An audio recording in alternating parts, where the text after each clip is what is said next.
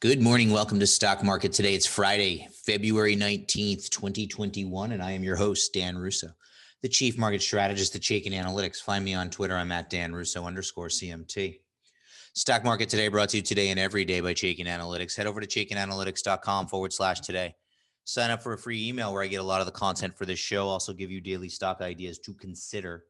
It hits your inbox every trading day before the market opens. So U.S. equities finished lower on Thursday, but off the worst levels of the session. Energy was the biggest underperformer after being leadership for much of the week. Utilities were the best performing sector on the day. Treasuries were mixed. The dollar was lower on the major crosses. Gold finished up 10 basis points. WTI crude settled down 1%, snapping a 3-day winning streak. As we get to the desk this morning, S&P futures are up 30 basis points. That's after Asian equities were mixed overnight. Australia, Japan, Hong Kong were the worst performers, while China and South Korea posted gains. European markets are higher. Treasuries are mostly weaker. The dollar is weaker on the major crosses. Gold is down 30 basis points. And WTI crude is off 1.6% to kick us off in Friday trading, where the major averages are still equities stalling. It's fine. Very similar to yesterday, some stalling activity, no technical damage done to the trends and the levels that are important to us. SPY still dancing around 390. Support 360 to 370, then 340. We're playing for 413. It's that simple, folks. Qs 315 near term, 300 below that is key. IWM 200 to 210, which we bumped up this week. Then 160, 170. Trend is up until proven otherwise. I wish I had more to say. I don't. When the time comes to say it, we do. But right now we're just back in that circumstance where we're overbought within the context of an uptrend. Calibrate aggression levels. Spend some time doing work. Overbought in an uptrend. A lot of leading themes are overbought. A lot of the big ideas and themes that we've been talking about for the past few months, some of them even stretched to the upside, as you'll see a little bit later on when we go through the charts. To me, that's a great time to be putting lists together, to be reading, to be up to speed, to just have a risk management process in place. All of the things that put you in a position such that if we get to oversold above these key support levels, you're ready to take advantage, right? If we get a quick hit like we got back when all the short squeeze activity was going on and the big funds were de-risking, and that presented opportunity, and we said, look at that, there's an opportunity. You want to be ready for it. You don't want to be, that's not the time to be thinking about what you should be buying. That's the time to be buying what you've already done your research on. You've already identified the market's trend, it's up. You've identified the leading areas of the market. You've identified the leading stocks and themes within those areas. When the market gives you an opportunity, you're ready. It's a great time to be prepping for that kind of activity. Our market in a minute now. What are we writing about in the note today? Well, mixed session, but buyers stepped up. We closed off the lows, which is important. You know, this 390 level on SPY on like an intraday basis has been important all week, and the buyers stepped up and defended it yesterday when they had to. Small caps, they're extended on a relative basis. There's no two ways about it. We'll look at the chart. Copper gold ratio spike higher. Global growth is improving. MJ, the MJ ETF is nearing oversold levels. It's a leading market theme, and futures point, as I said, to a higher open here today. Taking a look at the major indices now from a power bar perspective, not a ton's changed here. 10 to 2 bulls to bears for the Dow, which lost 30 bips yesterday. S&P down 40 basis points, 154 to 46. NASDAQ 44 to 26, down 44 basis points, 26 to 10 bulls to bears. Small caps an underperformer. And as we take a look at the bonds down yesterday. Right, so continuing to be under pressure, bonds moving lower. And we've talked about what that means for equities. And I think that what it means is not much unless we know the path. And by that, I mean speed. Speed of the rise. If it's gradual, I think the market can absorb it. If it's fast, I think the market will throw a tantrum. So that's what we're watching here in the near term. Keep an eye on these bonds. Let's hit our stock of the day, NRV.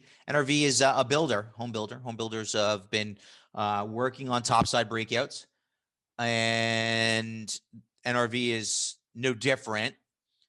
One caveat here, it's an expensive stock from a pure price standpoint, right? Not a valuation, but from a pure price standpoint, $4,700. But it's a bullish stock. It's outperforming. Look at that spike in money flow. It's one of the few areas that are oversold. So we're starting to see some breakouts in the builders. Remember last week, there was one day last week in my note to clients where I highlighted ITB and started talking about the fact that they were breaking out. And now we're oversold. So one of the few areas of the market that's oversold.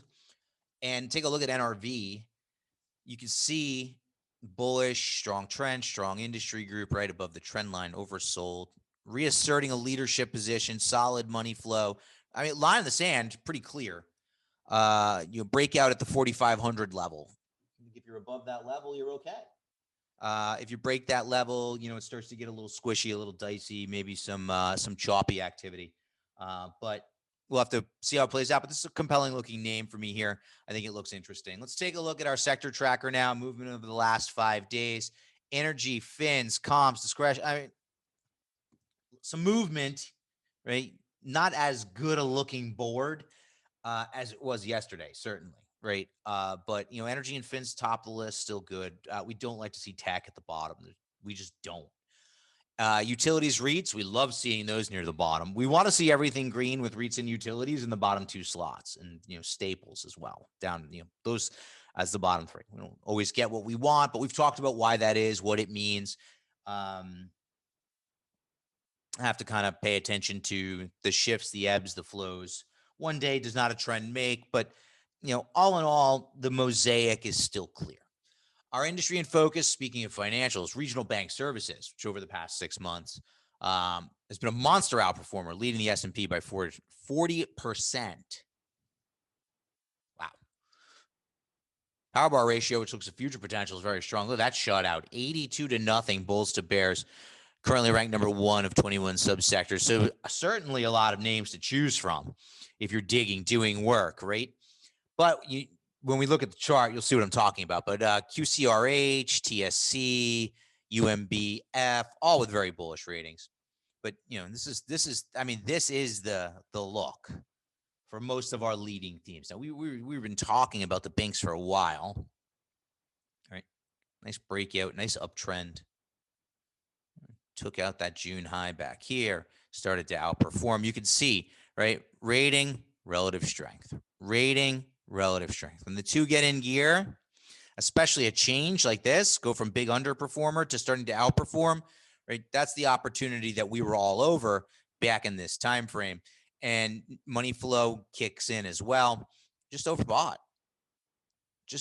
in the near term. But there's 82 names to be looking at, to be doing work on, seeing which ones might look compelling, such that when we cycle back down towards oversold, you could be ready. Take a look at what's trending now. Yesterday's S&P 500. Movers and shakers are gainers and losers. Most of this is going to be earnings related, I think.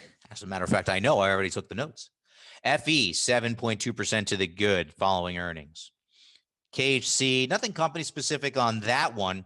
Did catch a downgrade from JP Morgan today, however. Stock up 5.25% yesterday. LKQ earnings, stock up 5%. CBOE, 4.2%. Some M&A chatter, some tech takeover speculation around CBO. Dish up 4%. Didn't see anything company specific to drive the trade in that name. Loser side of the board, Albemarle, ALB. ALB very much part of the EV battery theme. Obviously, expectations got ahead of itself, and because stock's been solid, but down 10% on earnings. Expectations hyped, as you can imagine, on that theme going into the print. FTI, nothing company specific, a lot of moving parts in that one as they're divesting of business. WAB earnings down 9%. Mosaic, that's part of the ag theme. Now, if you look at Mosaic's chart, it's been solid.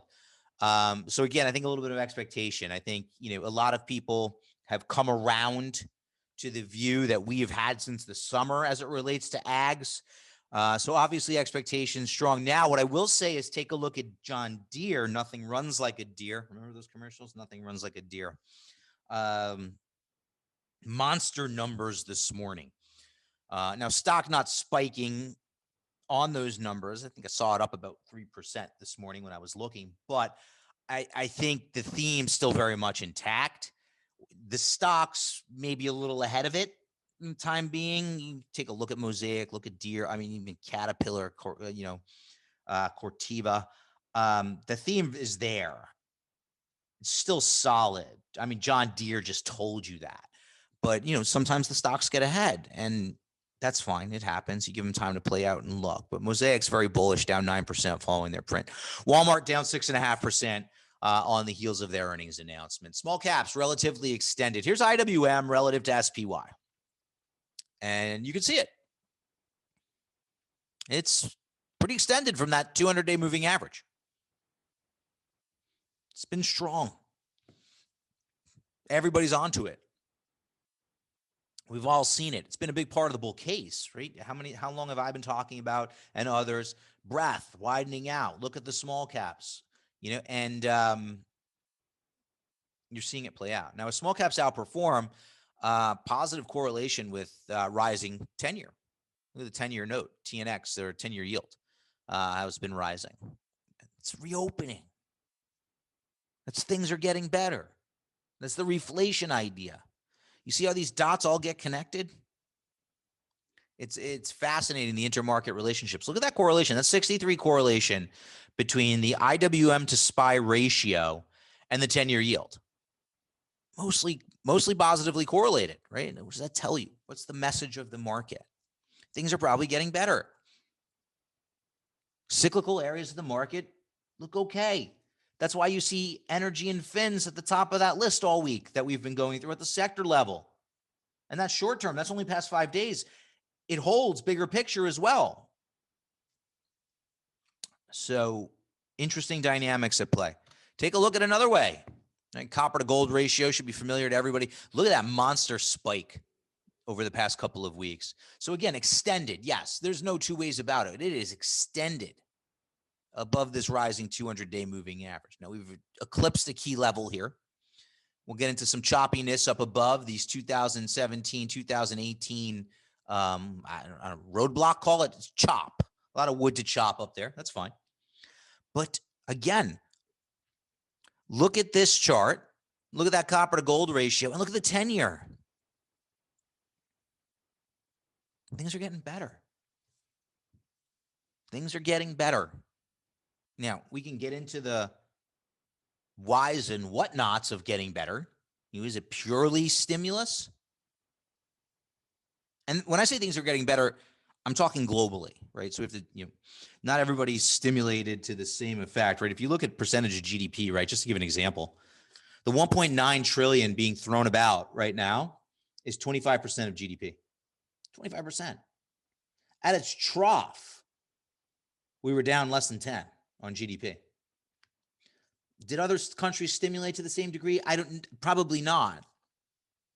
But the key is going to be can we ever pull stimulus away? I don't know. Does it matter for markets? I don't know. Trends are up. We'll just continue to follow them. Finally, pullback could be an opportunity in MJ. I think this 20 to 22 zone is a nice buffer for a fund with a very bullish rating that just got a little extended to the upside. Look at the outperformance there. Take a look at MJ as a potential opportunity above this buffered zone 20 to 22. Have a great Friday, everyone. Take us for a test drive. I'm back on Monday. Hey, Grayson Rose here with StockCharts. Thank you so much for watching. I hope you enjoyed that video. If you did, consider giving it a like down below, maybe leave us a comment, and if you're new to the channel, you can subscribe at the link up above. We're gonna bring you daily content from an incredible collection of technical analysts and financial experts.